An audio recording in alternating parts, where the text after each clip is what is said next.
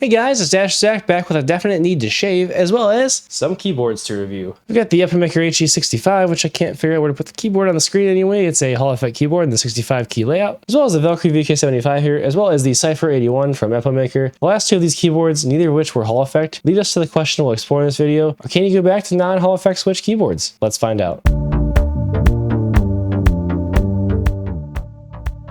So I'll give a quick overview of each keyboard here, starting with the HE65 Mag. You can see the RGB effects there. They pop on screen. They're not quite as prevalent in person, but it is a nice understated RGB. And as you can see, we have the small screen up here, which is customizable. I didn't mess around with it too much. I like the info it had on it. This knob here is genius, allowing for volume control while keeping the smaller 65 form factor. I love that idea. Obviously, with the 65 key layout, you lose the function arrow, but you still get your arrow keys and your delete, which is a very nice feature to have. The HE65 Mag comes in at $100 retail. I've seen it as low as $80 on Prime on Amazon. It only comes in this one black, gray, blue combo colorway and with the Gateron magnetic white switches, which I'll talk about here in a bit. It is tri-mode, which may be a huge plus for some people. This is an 8,000 Hz polling rate. Latency is low as 1/8 of a millisecond. If you're in wired or 2.4 GHz mode, obviously Bluetooth is going to have a higher latency. Has the newer features you expect in a Hall effect keyboard, like Snap Tap, the main one that I was using, with the Hall effect switches and the double shot PBT plastic keycaps that come with the keyboard. It is also gasket mounted, and it claims up to $600 of continuous usage. That is without the backlight or the screen on. That goes down significantly if you're in wireless mode to 30 hours with both the RGB and the screen on, which is how I operated, not often on wireless, or 160 hours if you have the RGB off and the screen on. So the RGB taking up a lot of battery life there. As you can see, the Hall effect Gateron magnetic white switches here have an initial force, I believe, of 30 GF. That goes up to 47 plus or minus 5 with the bottom out force, and these switches are also factory lubed. Here we have the Cypher 81, and I really enjoy the RGB on this keyboard with the white keycaps. It absolutely pops. And I also love this colorful strip here. I love the aesthetic of the knob here, which again controls volume. This being an 81 key layout, it's a bit larger. A very similar screen that you saw in the HE65 Mag here. And a keyboard that, while not Hall effect, really surprised me with how much I enjoyed it. It retails at $90. You can get it as low as $68 on Amazon. I talked with Epomaker and they suggested the Wisteria linear switch had the better typing experience, so that's one that I got, even though it's not in stock on their website currently. This keyboard is also tri-mode and gasket mounted. You can see the different layers in the keyboard here that really contribute to the awesome typing experience that I'll talk about here in a bit. A little bit less to talk about here is it's not Hall effect. It does have the same size battery here. The keycaps, again, PBT double shot and also in the cherry profile. The polling rate without the gaming focus is only 1,000 Hz, and there is a latency of total 13 milliseconds, which in normal typing did not affect me, but I would not be something I would suggest using in game if you're in a competitive shooter. As you can see, these are not Hall effect. They are linear factory loop switches with a much higher trigger and bottom out force compared to that of Hall effect, which is not surprising. There is some pre-travel, but the total travel is lower than that of a lot of Hall effect boards that I've used. Lastly, we have the Valkyrie VK75, not Mag here because I'm an absolute moron and I got the wrong keyboard, but this is still an interesting keyboard and I'm going to review it. As you can see, the RGB absolutely pops off of the keyboard here. The keycap aesthetic is interesting. Not my usual go of it. It is a custom taller escape key here. This is a hot swappable knob here, which is kind of cool, a feature I've not had before. All the spots on the keyboard are hot and swappable. This knob does feel high quality here, and again, I use it to control the volume. You can see there's a metal plates around the top and the back here. That does add to the total overall feel of the premium level of the quality of the keyboard. It's a 75 key layout, so you get your function row, and this pretty much full on qualifies as a waifu keyboard if you look at the back there, which luckily in use I wasn't looking at. This keyboard comes in at the cheapest of the bunch. Again, not Hall effect. It is gasket mounted, a 3-mode keyboard for only $70 here. I got it on AliExpress. Again, PBT keycaps. We have fully hot swappable sockets as well. Note that the OEM JSA height of the keycaps may affect your ability to swap out the keycaps on this keyboard, but with the aesthetic, I'm not sure if you'd want to or not. I guess the purple case could be cool with some different keycaps. It actually packs a pretty large battery, 8,000 milliamp hours, and rocks TTC Steel V2 switches, which after an annoying amount of research I found to be these switches here, the TTC Steel series, apparently meant to reduce amplitude and minimize switch sound. The total travel distance of 3.8 millimeters, initial force of 32 GF, at a bottom out 50, actuation all the way down at 41 GF. Luckily, I can talk about these and compare them directly to these switches in the Cypher 81.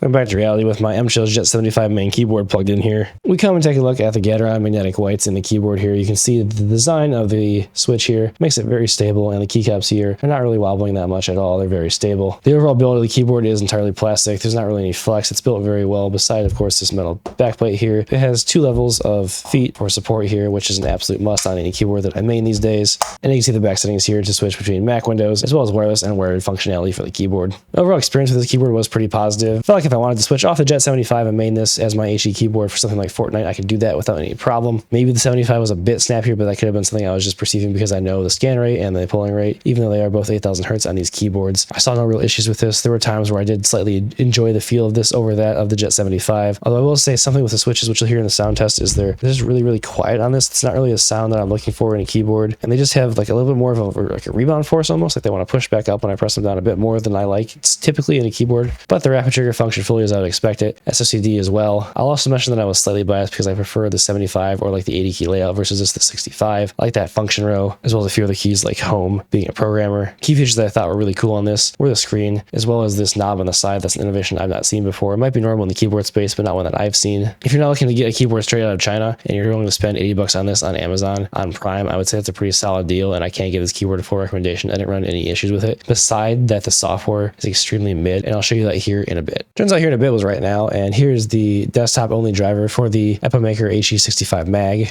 As you can see, you can set different profiles here. You can share lightings and animations and other settings and macros, change the lighting settings should you want, speed, brightness, and different modes. Mess around with the screen. You can put different things on it, as well as draw different things and push that to the screen. Again, I didn't mess with it, left it as it was because I had the information that I wanted. And you can also set macros. The main thing you'll be concerned about here is the stroke and the advanced settings. The stroke settings here are what you would look for as far as rapid trigger and the very low actuation. Because I have this in full quick trigger mode, which I would recommend, you can ignore the 1.5 value here for the up. On the trigger key range here, I run just my WASD at very low actuation, and then the rest of my keys at a low-ish actuation, low enough that they're very responsive, but so I'm not bumping 1, 2, 3 Q for switching weapons in Fortnite. I turn on the full quick trigger mode to only terminate the quick trigger when you completely release the button, as well as miss operation mode, which didn't seem to have any issues with performance, but prevented very small movements from accidentally actuating the keyboard. Things I did not like about the software here, there was a positive you could set all buttons here, but the problem was you had to do all of these settings all at once and then apply them to all buttons, and then I would come back and I would go, okay, I want to set my W key. I couldn't figure out a way to do more than just one key at once, so it was click, set,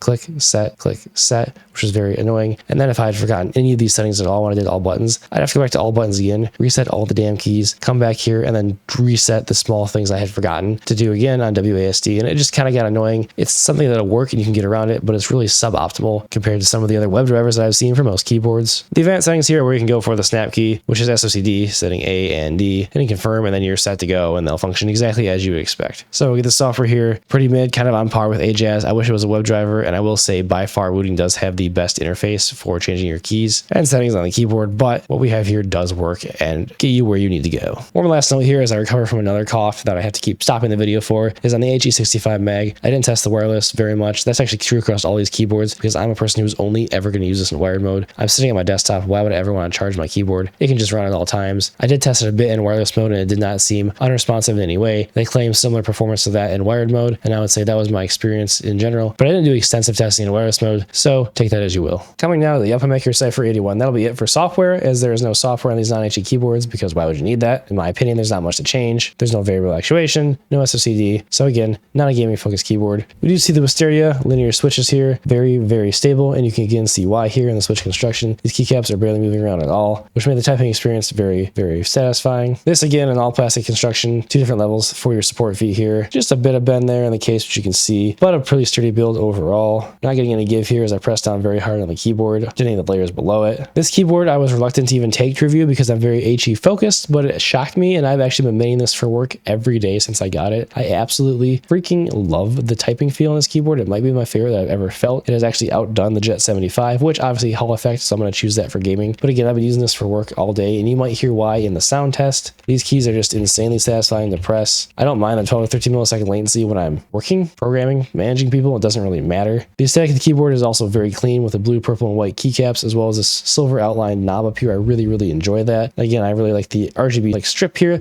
that I mentioned earlier. Not a ton to talk about on this keyboard again because there's no gaming features. It does have the wireless settings between Windows and Mac, as well as USB 2.4 and Bluetooth. Ironically, I had this set on Windows, even though I work on a Mac, didn't even change that. Had no real effects for me. I did for science test this in Fortnite to see, hey, maybe HE's a joke. I've been like overblowing how good it is. False. No. That movement, that low actuation, SOCD, huge. Really, really enjoy that in game. Would not suggest using something like this as your main gaming keyboard if you're in any sort of FPS, Valorant, Fortnite, Call of Duty game. It's a little less important Call of Duty and Battlefield, but regardless, I really, really enjoy the low actuation, even for throwing like something like a grenade in those games. But coming in at under $70 on Amazon. If you're looking for a keyboard that's extremely satisfying on the like thockier, I guess poppier, as someone commented, on a short end of the spectrum, this I can fully recommend. I will be using this going forward unless I get something else better. For work, I don't see that happening, as I'm very, very satisfied with this. I love the sound, I love the feel, and that's all I have to say for the Cypher 81. Coming lastly to the Valkyrie VK75, the Merlin edition. Again, I had meant to get the HE version of this keyboard, which may be very good. I've heard good things. I'll hope to test that someday, but this is not Hall effect. Again, the ability to hot swap the switches. Also, tri-mode, same settings there. Really like the metal sort of band that it has around the edge of this entire keyboard here. Gives it some heft, and this is the heaviest of the keyboards as I was testing. It feels the most solid.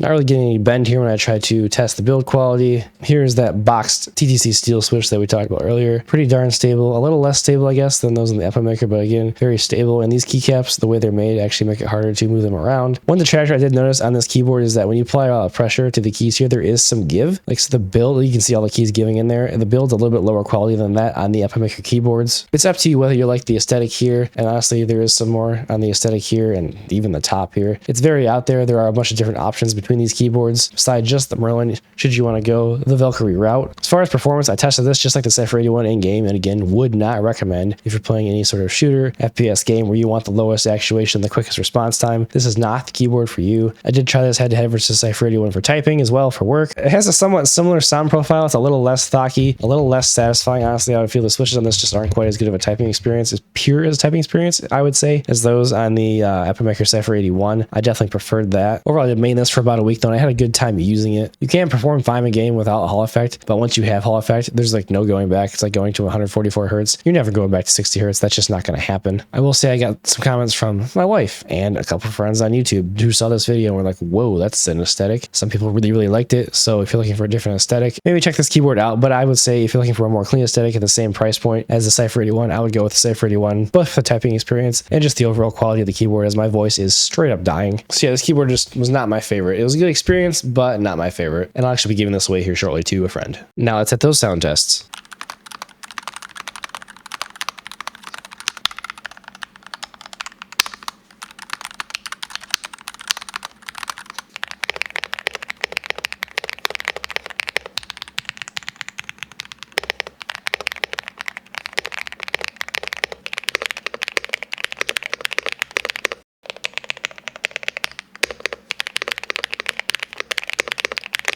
As for my overall thoughts on these keyboards, I wouldn't recommend either of these non-Hall effect keyboards, the Cypher 81 or the Valkyrie VK75 non-Meg, for gaming, as they don't have the Hall effect switches. This Cypher 81 was my favorite keyboard of the bunch. It had the most unique, satisfying, pure typing feel, and again, I'll be maining this for work going forward. It's a very clean aesthetic, it's very well built, and I love the switches. As you heard there in the sound test, they're a little bit more satisfying, a little bit louder. I got this VK75 before the Cypher 81, and I really enjoyed the typing sound and feel and thought this was going to be my work keyboard, but then the Cypher 81 came and blew me away. This is still a very good experience. I really like it. It's got that unique out there aesthetic that some of you might really enjoy, but beside that, not a keyboard that I'll be using going forward. And lastly, we have the HE65 Mag, the gaming focused keyboard here from Epomaker. This was actually very satisfying. And at the conclusion of this review that I'm doing right now, I'm actually going to plug this back in and main it for a couple more days, because I do really enjoy both the aesthetic of it as well as the performance. I find myself as someone who likes to bounce around between keyboards just to get slightly different feels, as long as the performance is up to par on all of the keyboards. And I feel that is the case here with the HE65 Mag. You're not missing out on anything. You get the low actuation with rapid trigger, SOCD, and all the features you want on a Hall effect keyboard. This again gets my full recommendation. Coming in at $80 on Amazon, it's not a super bargain like some of the budget AliExpress keyboards are, although if you're in the US, tariffs may change that. However, if this went on sale or went any lower, I would say this is quite the steal for both the quality, the fact that you get the knob here, and the small form factor. While it's not 60, I still enjoy 65 slightly more because you get those arrow keys and that delete key back. So great work here from Epomaker. So that wraps up for my thoughts on the two Epomaker keyboards as well as the Valkyrie VK75. Strong recommendations from me on the HE65 Mag from Epomaker, as well as the Cypher 81 as a daily driver or a work keyboard, as well as the Valkyrie VK75. It was a solid keyboard with a good typing feel. The aesthetic was just a bit too far out there for me, and it was outclassed in my opinion by the Cypher 81. As far as Hall effect goes, yes, it is amazing for gaming. I can fully recommend it, and if you're serious about gaming, a Hall effect keyboard is the type of keyboard you should be getting. But if you're a casual gamer, a non-gamer, or someone who does programming, I might look elsewhere than Hall effect to get the best typing feel experience for your day-to-day work. Please subscribe and like if you enjoyed the video. Follow me on Twitter at DasserZach. Join up on my Discord server. Check out the Mousecast podcast. And with that, we'll see you.